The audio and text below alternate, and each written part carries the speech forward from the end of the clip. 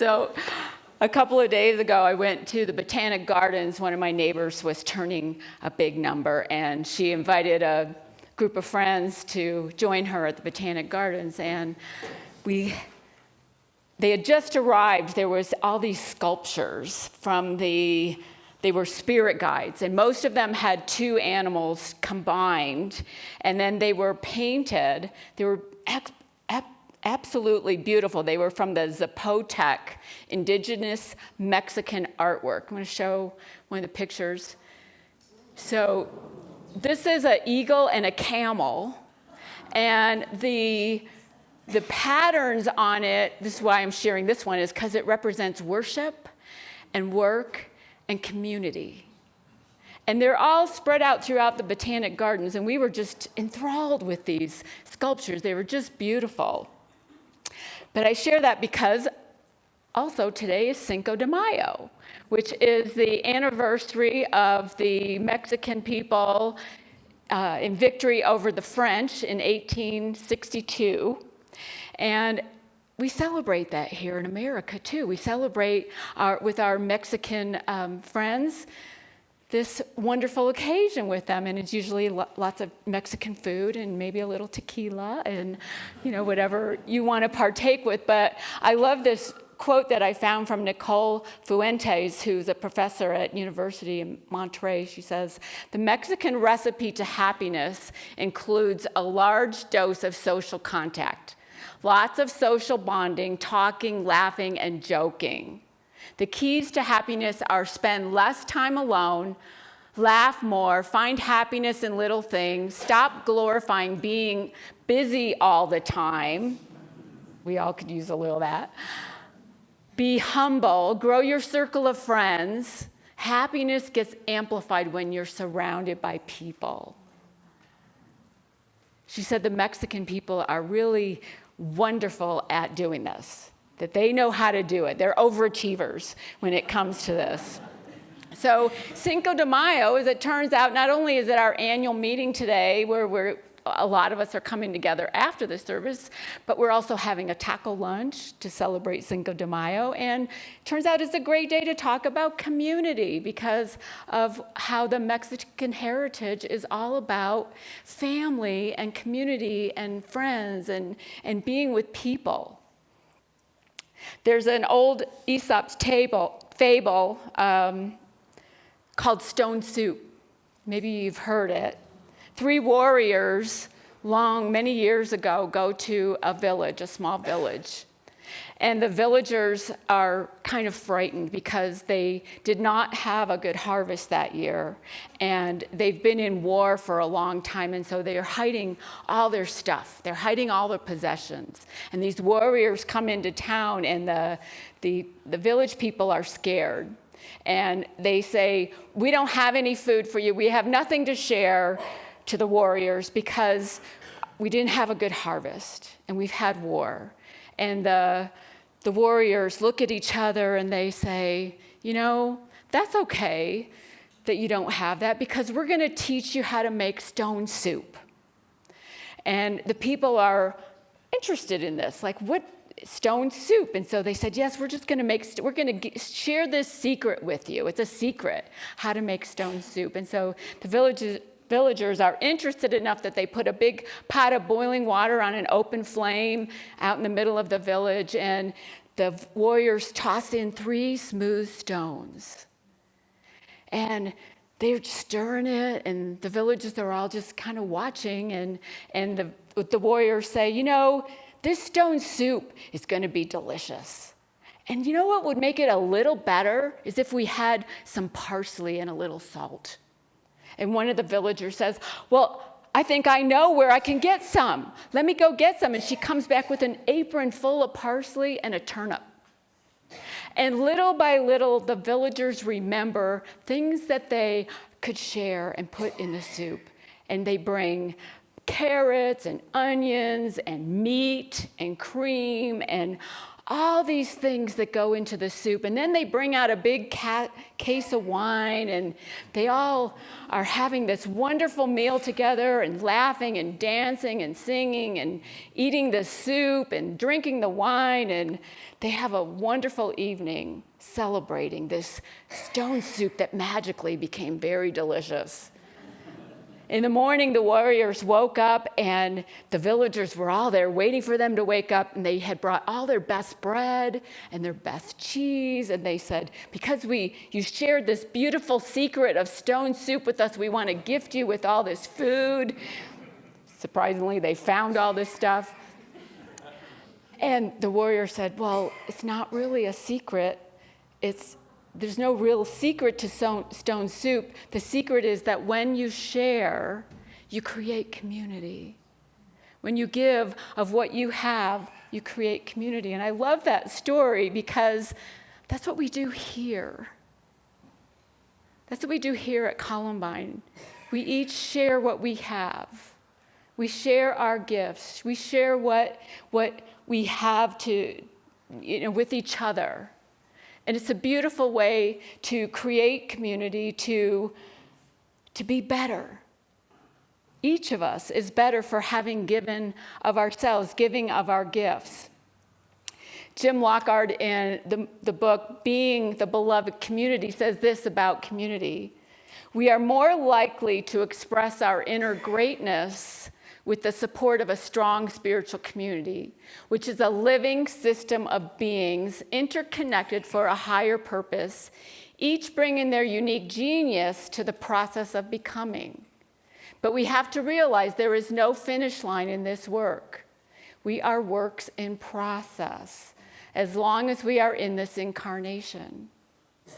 There is no finish line. There's no finish line. We're all works in process. We all mess up from time to time. We all don't always bring our best self.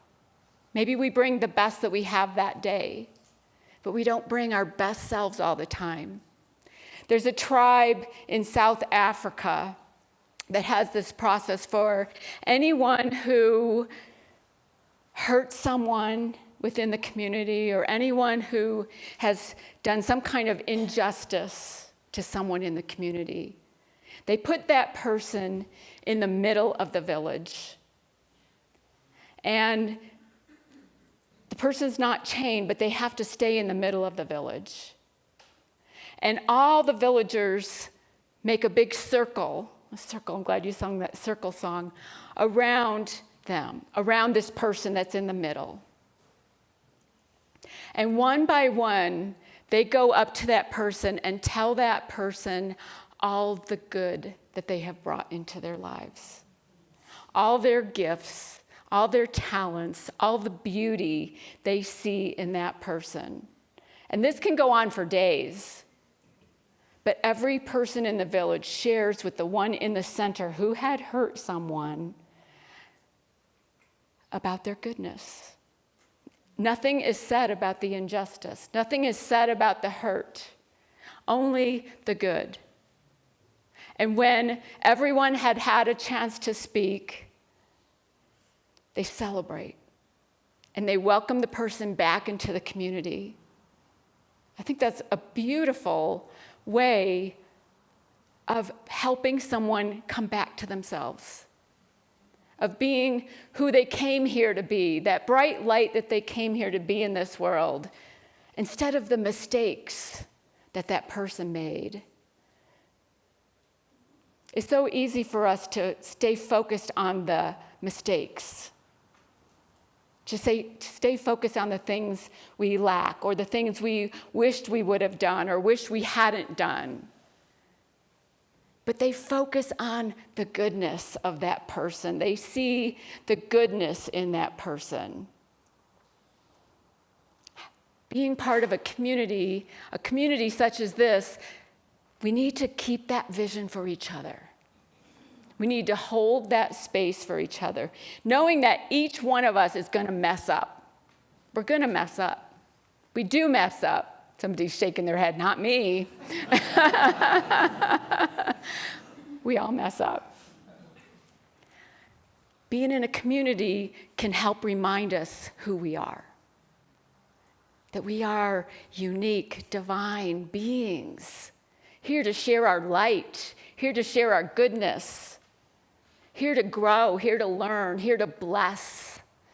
And each of us has that ability. Each of us has that capacity. And when we witness that in community, it's beautiful. We can hold that space. We have a group of people here at Columbine that hold this sacred space for us all the time. And this group of people has grown to a very large number, many more than we've had in the past. And I want to give you an opportunity to see who they are. So I'm going to invite Beth Overstreet up. She coordinates our prayer chaplains, and she's going to introduce to you our prayer chaplains. So I want you to hold space for these people. Come on up. Yeah, come on up. So our prayer chaplain group, our goal is to hold space for each and every one of you and to nurture your spiritual journey. And we have the largest group that we've ever had. And not everybody's here today, but we have a good number. We have Gretchen Erb. We have Carolyn Grenier, Steve Hayes, Vicki Hopkins, Lena Perez, Lydia Folger, Brooke Lindquist, Karen Van Vuren, Deb Usray. Christy Coates is brand new back to us after a hiatus of many years. And where is Lisa? Lisa Tusignet up there. She does multiple things. She's the AV person today. Sue Tholey, who's not here. Tink Hansen, Betsy Balmer, Judy Wolf, Zachary Landau. So we have two guys. And just so you all know, three of the main things that we do, the first and foremost is after service every Sunday, there are two prayer chaplains that stay after the service and are available for anyone who sits down with them to confidentially pray. So anything that you share is between you and that prayer chaplain. And honestly, we forget it right after you walk away. We also, every Tuesday, we have a prayer list that's published by Carol Hodgkins. I don't know if she's here, and we pray at 5:30 on Zoom, and all of you are invited to that, to just hold space. And we read out the names on the list. And we also, every month, for those of you who are members or who ask to be on the prayer list, we send prayers out to everyone monthly. And that's just a little bit of what these wonderful people do. And they're here for you. And it's a gift for us as well to pray for you. So thank you very much.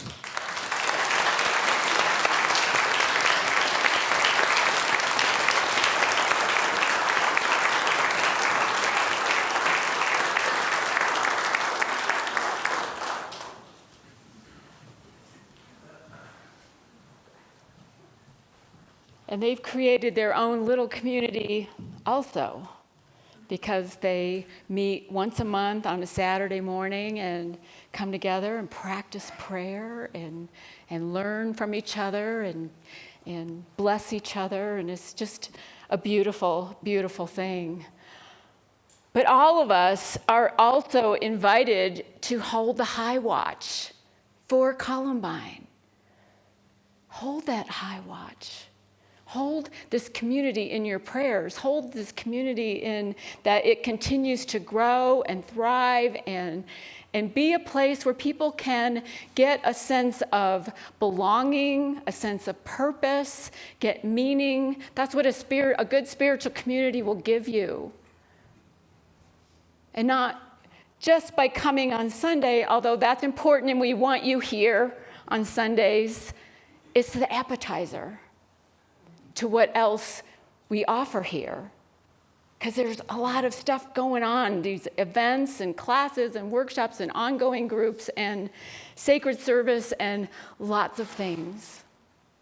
And so we're all invited as a community to engage with each other, to engage with this community. We realize we're not alone. And we can realize how much we need each other. There was a mental and physical health seminar some years ago, and there were 200 people at this seminar.